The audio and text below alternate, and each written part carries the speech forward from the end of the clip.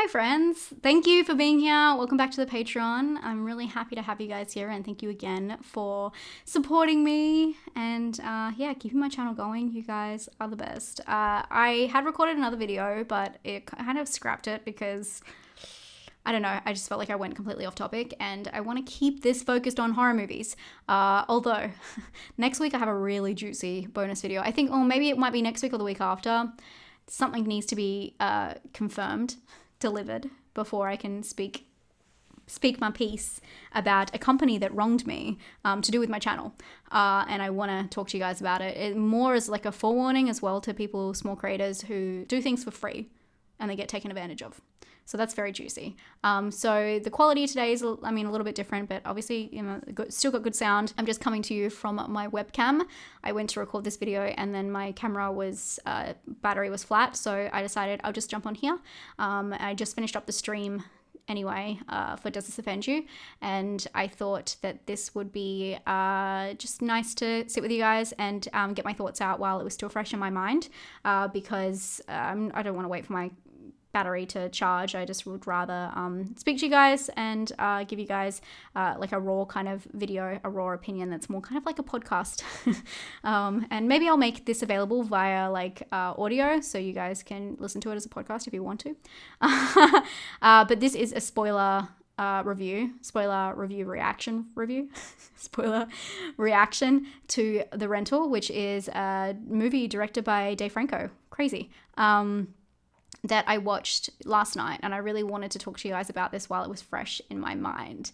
And the reason I'm doing it as a spoiler review is because I got a lot to react to. I thought this would be cool. If you have just seen the movie, you can watch this afterwards, and it's a way of letting it all out. Hopefully I will talk about some stuff that you had not issues with, but thought was interesting in this film. So the film stars Dan Stevens and Alison Brie. Alison Brie is known for her role in Community, and also she was in Horse Girl recently. She was in Glow.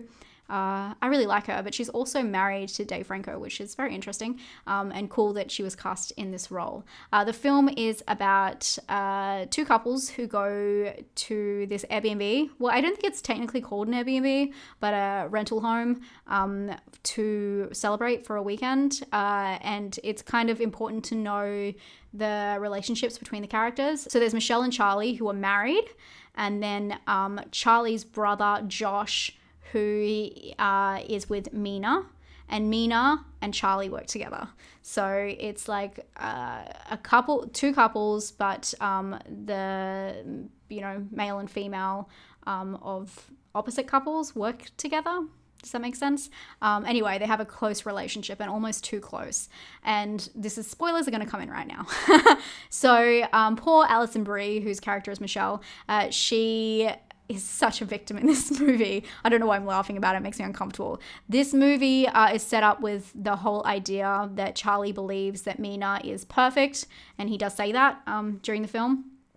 And he keeps getting close to her, and there's like opportunities for something to happen, and then finally it does happen. I think it happens like 30 minutes into the film, and you're just waiting the whole time for these people to cheat together, which is awful. And poor Michelle, she's just none the wiser and has even said to the other character, Josh, who's worried about the relationship between Mina and Charlie, she has said, don't worry about it. They have their own thing and we have our own thing. I think what she needs from you is not for you to occupy the same space as her work partner.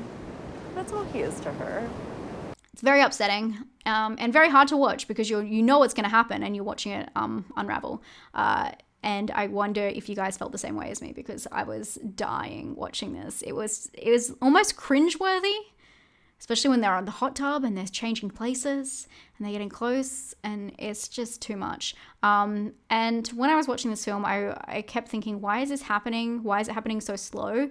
But obviously it is revealed the reason it's happening is because in the shower where they're, I guess the sexual relations happens, there's a camera, and the camera's been filming them the whole time, and it becomes a part of the plot because they can't get out of the situation without outing themselves and outing what they did, which is, going to ruin their whole lives, which is pretty crazy because consequences. But also it seems like if Charlie is to cheat on Michelle, then obviously he's not happy, so he should be leaving her anyway. So these consequences could not, it's not what I would say is be positive, but should happen anyway. And ends up the downfall of someone else's life being, or all of their lives being taken, I guess, technically.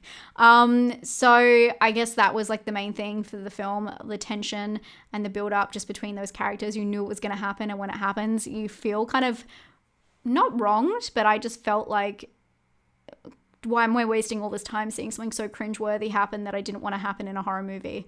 I don't know. It just bothers me. Cheating bothers me, but also it like bothers me when there's a huge lead up to it, and I'm like, maybe Dave Franco's smart enough not to have this happen on camera and have us think that certain way, but obviously it happens. So that was quite unfortunate. But I think that this is really funny because this is something that I thought was going to take a twist and maybe something else would happen, but also, there is a little doggy in this movie, a little French bulldog. And, whenever you see a dog in a horror movie, you're waiting for it. You're waiting for that moment.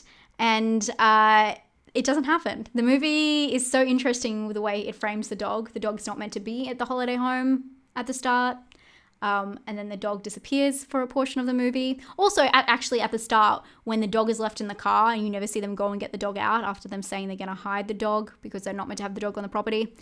I was worried that the dog was going to be like left in the car because you never actually see that. Don't worry, that doesn't happen. If you're listening to this and you haven't seen the film and you're going to watch it, don't stress about that because I was stressing out about that. But the dog disappears for a portion of the movie. We don't ever find out where the dog went, if the guy took the dog, which I don't actually think he did. I think that the dog was just hiding and came back when all the commotion happened because the dog looked surprised to see the killer. Anyway, what is interesting is the fact that we think that something's going to happen to the dog the whole time, but the dog is the only one who's spared at the end. At the end, the dog gets away scot-free and, is unscathed and, untouched, unlike every other character, including the innocent Michelle. Michelle and the dog are the only innocent people in this situation. Although, actually, I take that back. Josh kills someone, right? So Josh isn't innocent. I do think it's really interesting that Dave Franco cast his wife, Alison Brie, as the innocent person in this movie, and the person who everything happens to. And I don't know, I just thought it was funny. There's also an aspect of race that's put into the film, and I feel like this is Dave Franco trying to make a statement, but he doesn't really go full force with it, which kind of bugs me. So when they first before they get to the property, when they try and book it, Mina is rejected, and she thinks it's because she has a Middle Eastern name. And she does bring this up when she gets there to the property manager, who denies any aspect of it, and says he doesn't have to explain himself to her. It's interesting because it hasn't got anything to do with the rest of the film. I wondered the whole time if there was going to be something that would play out to show that and make it a strong theme and make it a lesson in the film, and unfortunately never comes back. So I feel like that was kind of like half-assed attempt at showing discrimination and not really going full force and actually making a statement out of it. I don't know. Let me know what you guys think. I'm just picking apart this. I don't think it was that big of a deal, but and I mean, it's good that they put it in there at all, but it was just, when something is so focused on, the deaths and the situation at hand and the cheating, it just was a very strange thing to throw in there. I guess the last thing I want to talk about is the ending of the film, which is very interesting. Well, is it? There's a couple of movies like this that talk, especially, I was thinking about The Ratter, which is more about stalking, but it talks about, the use of cameras and using well, it's a little bit different because it's not like an Airbnb, but the use of cameras and invading people's privacy and how it happens a lot. And this movie the rental ends with showing that this guy, I assume, is just renting the properties, going in there, putting cameras in there, and then using that later. So he actually doesn't own the property, and it's showing that by going to another property, and it shows him being shown around first. I thought this was an interesting ending. I don't know. I don't know if I wanted to unmask the serial killer and was that good? but also it just does not have a point to it. I don't know. I feel like that kind of it will let people down with this film because there is no actual new ideas that it's bringing to the table. And that's another thing. If they were going to go back into the discrimination aspect, like at least that was something that they were bringing to the table that meant something, but this didn't really mean anything. They could have ended it with just like the last person dying. So I thought that was weird. Yeah, I don't know about that. The things I did like about the film, though, I love the cinematography. I thought it was very moody. I love the casting. I thought that everyone did a really good job. I loved Alison Brie when she was like on Molly, and she's just like when the person gets there to fix the hot tub. I called you. I'm sorry. Full disclosure, I'm on drugs. I would just love to get in that hot tub as soon as humanly possible. Thank you. And I just felt bad for her the whole time, like especially when she brought the drugs, which how could you do something? I mean, I don't do hard drugs anymore. How could you have someone bring hard drugs is it hard drugs? Bring drugs to your, holiday away and then have them go to bed and then do it when it's just so weird that they just wouldn't hold off. And then it just frustrated me more than anything. Then everyone wouldn't go hiking with her. I just really felt her frustration, and I was with her every step. Like, she was so kind and so considerate and making people food and looking after people, and then they cheat on her and they tell her they don't want to go hike with her. The hike is a big deal, guys.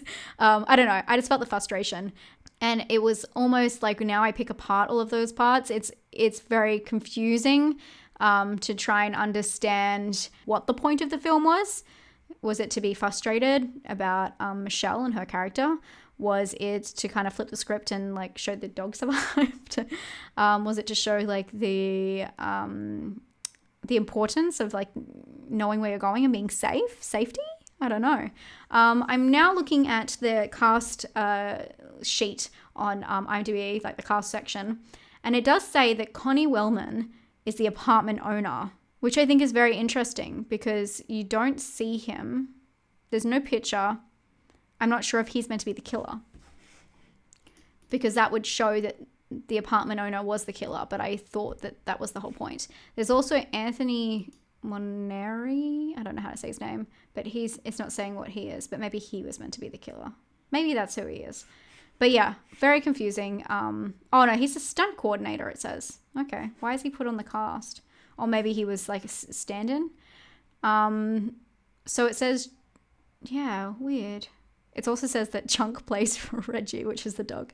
But Connie Wellman, and they gave him a last name too, is the apartment owner.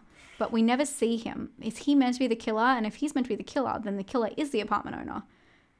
Which I assumed it was just a red herring I always say that wrong, showing the door underneath the house actually went to nothing. It did show some pictures, but it doesn't mean anything, does it? Yeah, I don't know. I assumed that's what it meant when the credits roll and you see they go through a house, or the person goes through a house point of view and gets shown through the Airbnb and says, oh, have a look at the place. But unless they're buying that place to put cameras in, and it's like a person who's doing that across all of their rental properties, I don't know. It doesn't really matter. Probably not. Anyway, I just wanted to get through some of my thoughts, throw them out there, see what sticks, see what you guys think. I thought that this was a good watch. I gave it a 6. I really liked the acting in it. But yeah, I wasn't sure where it was going or what the point was. But I mean, sometimes movies don't need to have points. Sometimes they just need to, be interesting. Fun fact about this, I spoke about the poster before. I'll put the poster here. The poster before, and how the little guy is like falling into the sky. I thought it was going to be something paranormal was happening at this rental apartment, because they never said, or not rental apartment, rental home. They never said what the rental was about. They just said it was like four people, 2 couples go to a rental home and celebrate for a weekend, and something bad happens pretty much. I thought it was about something paranormal because of the guy floating in the sky, but obviously we see someone is thrown off the cliff, so maybe that's what that's meant to signify. I felt like they went ham on like the promotion with this, and the tagline: secluded, getaway, killer views. but maybe that's just promo. That's just promo for you. That's marketing. Anyway, I hope you guys enjoyed this. It was a little bit more chill podcast style, and I just wanted to get you guys a bonus video that hopefully you'll be able to watch the movie and hear my thoughts, and then let me know your thoughts. I can't wait to hear them. I hope you guys enjoyed this, and I will switch it up again. I know I don't want to do all my videos sitting here at home. Obviously, last week I did Coming With Me to the movies, so I'll keep switching them up and keep them a little bit more dynamic. But this is the bonus today. And let me know if you guys are okay with this quality and what you guys think. And I'll talk to you guys very soon. Stay spooky. Thanks for supporting me, guys. Bye.